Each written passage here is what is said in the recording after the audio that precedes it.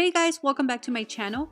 In this video, I'll be reviewing and swatching the Colourpop Blush Crush Eyeshadow Palette. This palette was released on January 16th on Colourpop.com and it's now available at Ulta online and in stores. This is a 9 eyeshadow pan palette that retails for $14. This is a cardboard palette with a magnetic closure and it does not include a mirror.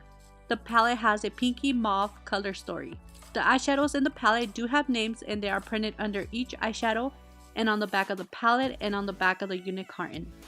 The palette has a mixture of mattes, shimmers, and a super shock shadow. Out of the 14 eyeshadows, 6 are matte, 2 are shimmers, and 1 is a super shock shadow. When I did my swatches for the mattes, the last 3 mattes were a bit patchy and a bit sheer. The rest of the mattes were pigmented and all of the mattes had kick up and fall out. For the shimmers, all were creamy and pigmented. I didn't have any issues with these. For the Super Shock Shadow, it was pretty and it was actually pigmented. This shade wasn't so sheer like the Super Shock Shadow in the Nude Mood palette.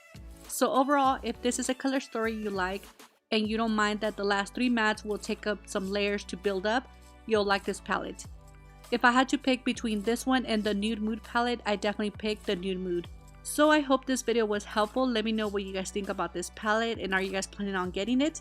Please don't forget to give me a like and subscribe if you haven't, and I will see you guys very soon on my next video. Thank you guys so much for watching.